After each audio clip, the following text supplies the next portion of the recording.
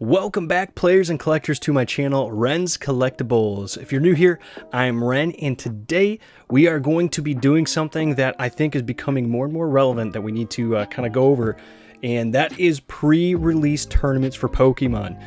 Now, as you guys can see on the screen, and probably by the thumbnail and title, we have Lost Origins. That's what we're going to be opening today, but I kind of wanted to go over what a pre-release tournament is like, what you should kind of expect, and how to try to survive a tournament if you do go, because game stores are really, I mean, for the whole year, they've been kind of slowly opening up and allowing play.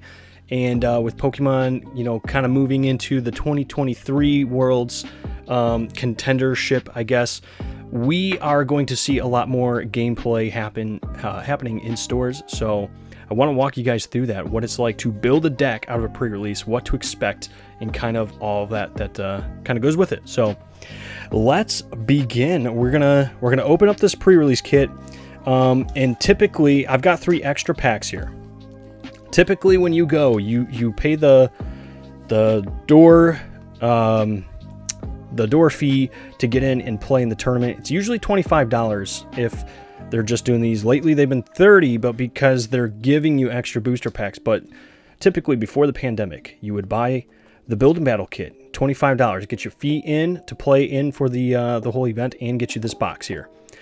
Now, usually before the pandemic, what would happen is, depending on where you placed, you get a certain number of booster packs out of the booster box.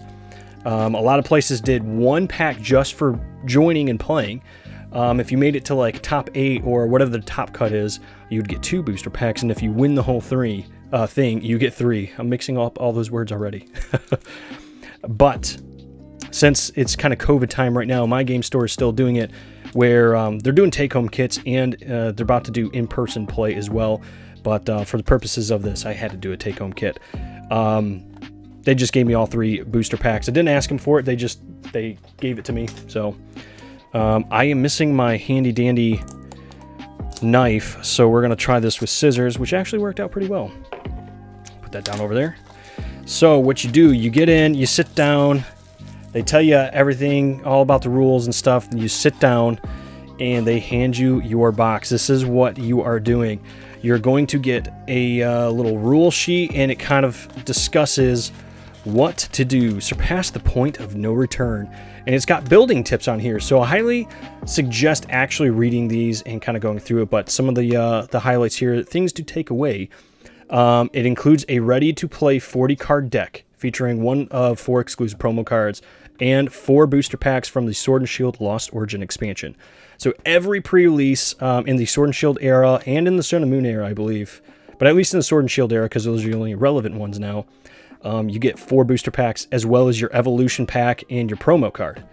So what you're going to do is you're going to build a deck based around what you get in this evolution pack right here, which we got Comfy.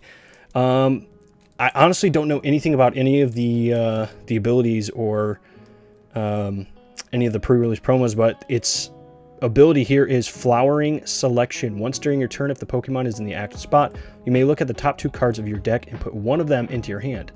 Put the other in the Lost Zone. So that's a new mechanic, the Lost Zone, and I'm not really going to go over that in this video, but because each set kind of has their own gimmick, own mechanic. But just for reference, if you see like these swirly colors on the outside, that's a card that goes, or that plays in the Lost Zone. So, but like I said, we're not gonna really dive too much into that. Maybe I'll do another video talking about the Lost Zone and how to play them and all that. But you're gonna open up your evolution pack, because this is what your deck is right here. What is in here is what you're gonna base your deck around. So we have Comfy. We've got 1, 2, 3, 4, 5, 6 grass energies. 1, 2, 3, 4, 5, 6, 7, 8, 9, 10 water energies. So right there, 16 energies, almost half of the deck in energies. That's quite a lot. I'm going to assume that whatever's in here is heavily relying on energies. But they give you some trainers to go with, Professor's Research, Level Ball, that's a good one.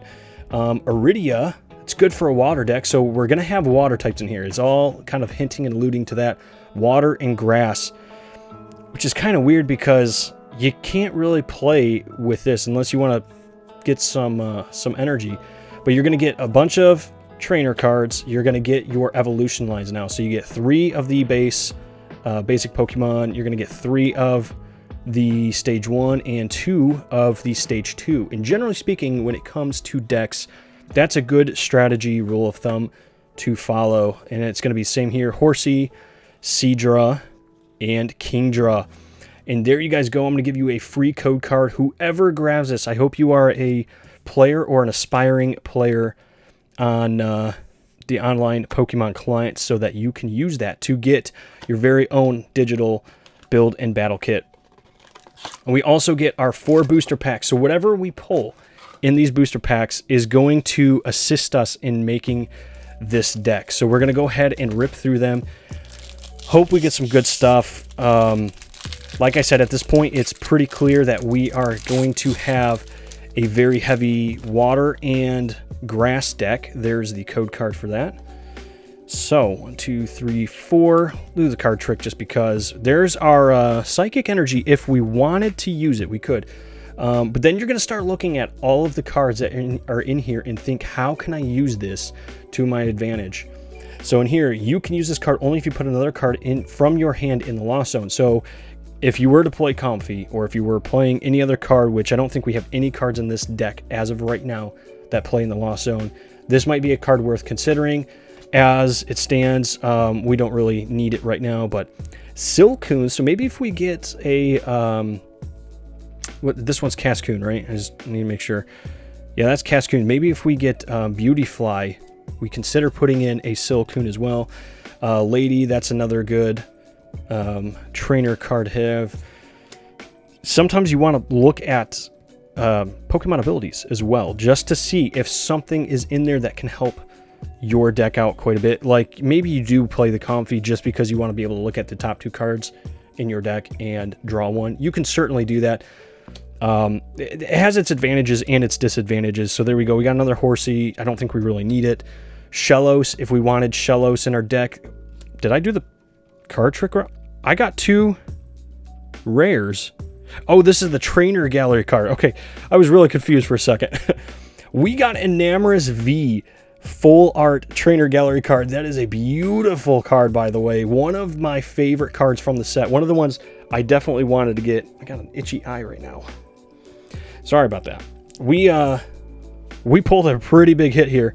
And Manectric, it's not really usable in this deck, so we're not really going to consider it. But I'm going to sleeve this up. Typically, if this was a card, even though it's a very beautiful card, a collector's card for sure, if it was playable, I would still play it in there. During my Cosmic Eclipse pre-release event, I pulled a hyper rare Blastoise and Piplup tag team, and I played that, and it helped me out quite a bit. But we did pull an Enamorous V out of that. We're going to put it off to the side because it's one of those cards we're probably not going to end up playing, but it would be kind of fun to play. Actually, let's look at the ability real quick. Prevent all effects of your opponent's Pokemon's abilities done to each of your Pokemon that has any energy, psychic energy attached to it, except any Enamorous V. So if you were playing a psychic deck, that would be a pretty decent one to have, just as kind of like a guard, kind of more of a defender type ability. But we're not really going to use that in this. There's the code card. I'll give you that to you guys real fast, and we'll see what else we can get. Maybe we can get more trainer gallery cards for the collector side of me, but we want to get some other good cards to play as well. This Pokemon, the Pokemon this card is attached to, can even attack even if it's sleep or paralyzed. So this might be a good card to actually include in your deck, especially if you know that some of the other decks that people are going to be playing, or you think they might be playing, you know, status conditions like that. It's definitely a card to consider. Poliwag, okay, here we go. Flip a coin of heads during your opponent's next attack. Prevent all damage and effects done to this Pokemon. So this could be a decent Pokemon for this water grass deck to kind of defend with. It's not really going to go anywhere, but and Malamar. But these are all the things you want to consider when you're opening up these packs and you're sitting there planning and prepping for your pre-release. Typically, you get about a half hour to an hour. I think it varies on game stores to prepare a deck. And you have to sleeve them all up as well. So consider that as well, that when you're actually doing this, you have to sleeve up your deck before you play. So make time for all of that as well. Torkoal, Arizu. Search your deck for up to 3 evolution Pokemon that don't have a rule box, which would be... Let me set these down for a second. So, like, Kingdra here does not have a rule box, so you could search for that with it. Seadra does not have a rule box. I don't think any of these do as well. It's usually just Pokemon V, VMAX, like the special types. So like this Enamorous V right here has the V rule box down here. When your Pokemon V is knocked out, your opponent takes 2 prize cards. That is the I just saw something in here. That is the rule box. So this could actually be a very good card to play, and I would probably put this in here.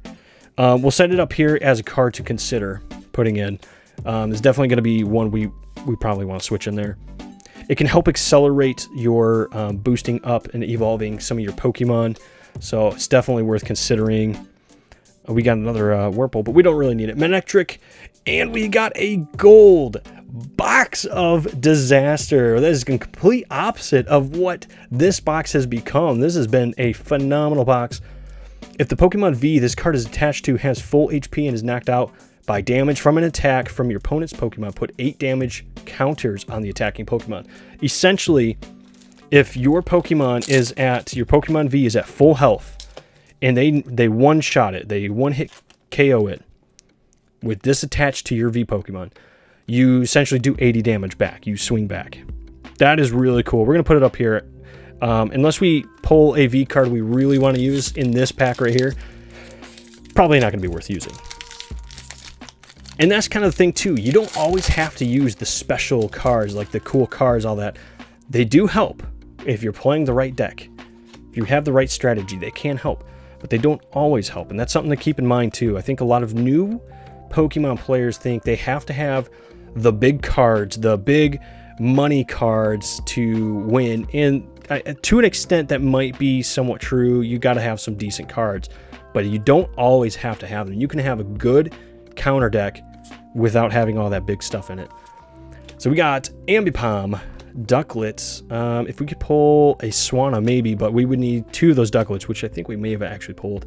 Seal, Zorua, and this might be another one to put in there, just because, like, if you think you're not going to have good card draw, might be one to consider. I probably wouldn't do it, but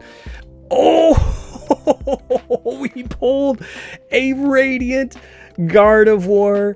Holy cow, shiny Gardevoir. That is gorgeous. This is probably one of the better Radiant cards from this set.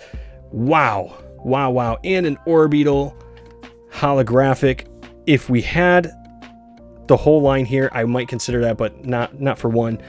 Wow, we just pulled a Radiant Gardevoir. This pre-release kit has been amazing.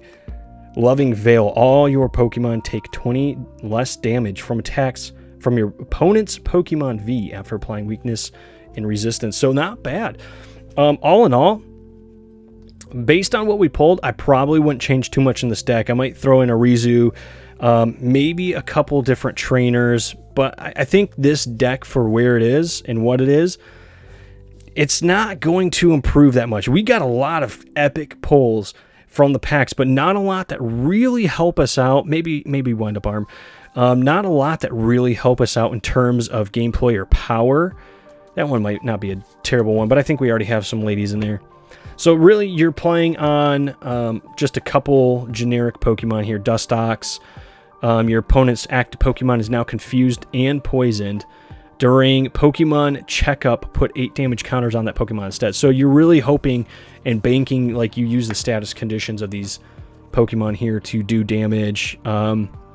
Once during your turn, you may have either player shuffle their hand and put it at the bottom of their deck. If that player put any cards on the bottom of their deck that way, they draw 4 cards. So it's a good way for you to kind of reshuffle your hand if you have nothing, or if you think your opponent has a lot, to get them to reshuffle. So you're kind of playing on the abilities and stuff here. This deck, I feel like, is is a more wear them down type of deck, not really a direct hit. But you build this deck, you throw it all together. If you, for some reason, you did want to play like the Radiant Gardevoir or you know, the Enamorus, and you want to take out a couple water energy and maybe a grass energy to supplement for psychic energy, fret not, because even though I only pulled one psychic energy in here, game stores hand the energies out for free, so you can kind of swap and fill your deck in however you like. But that is a basic tutorial, very basic tutorial on what to do for a pre-release for all of you guys who are going to them. And then you know, you play your game, you hope you get some good shuffles, and go from there. And then at the end, you hope you are in the top cut or the first place winner, so you get your 3 extra packs at the end of it. They won't give these to you obviously beforehand, so even if they did, you wouldn't be able to use these in building your deck. But it's always fun afterwards just to open these up, which is what we're doing right now. We're gonna see what we get as our prize support. So we got the V-Star counter, Colress's Experiment, not bad. Okay. We got Kumala. Oh, see, like this would be a decent one. If this Pokemon is asleep and is knocked out by damage from an attack, your opponent cannot take any prize cards for it. So it's kind of like if you think they're going to come up with a killing blow here, you put yourself to sleep to prevent them from taking a prize. Kind of buys you some time type of deal. Horsey, Shellos, Meditite, Mindfu, Swanna, and oh, look there. We got another V card. That is awesome. This set has been amazing to us already. And I'm just trying to do like an instructional tutorial type of video here. But I like it. I like getting the pulls. It's a nice change of pace. Our luck on Pokemon has not been that great recently. So it's nice to kind of turn that around a little bit here. And I'm happy to do it in a way that helps all you guys out too. Medicam. Misfortune Sisters. Look at the top 5 cards of your opponent's deck and discard any number of item cards you find there. Your opponent shuffles the other cards back into their deck. That's actually a pretty good card. Not bad, actually. Finneon, ooh, is often liked in your turn. You may attach an energy card from your hand to one of your Pokemon that has Swim Freely attack. So this is going to be specific to a different type of Pokemon. I'm not sure which Pokemon has Swim Freely, but I imagine it's just a certain one. Fantina.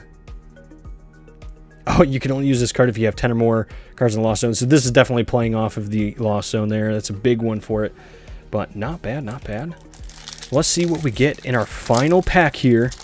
Hopefully, we can end on a banger. But honestly, cannot complain about what we've gotten in this pre-release kit. This has been epic. All right. Let's see what we get. Fighting Energy. Oh, we got the Arc Phone. Look at the top card of your deck. You may switch that card with one of your face-down prize cards. Could be cool if you're needing something in particular and you think it might be in your prizes. Or if you pull the top card on there and you need it bad, want to save it for later, like a trap card almost, you know. All right, Shellos, Hisuian, Growlithe, Ducklet, Rockruff. Whoa! We got another Trainer Gallery card right here. Cast Form in Sharon, I believe. I believe that's Sharon, right? That is beautiful. I love the foiling on these cards, man. These are good cards to get. And we got Volo. Discard one of your benched Pokemon V and all cards attached. What? I don't understand why you'd want to do that. There's obviously some kind of mechanic for that, but it seems kind of strange to me. But there you go, ladies and gentlemen. I hope you enjoyed this Has this thing been sticking out the whole time? I didn't even see that. Sorry. I hope you guys enjoyed that tutorial and that opening, very first look at some Lost Origins. Hopefully you guys are faring well in your pre-releases, and let me know down in the comment section below if this video helped you in particular with a pre-release tournament or kind of preparing for one. So I'd very, very greatly appreciate the feedback. So thank you guys once again. Make sure to like the video if you did. Subscribe to the channel if you are new and have not subscribed already. And we will see you guys in the next video.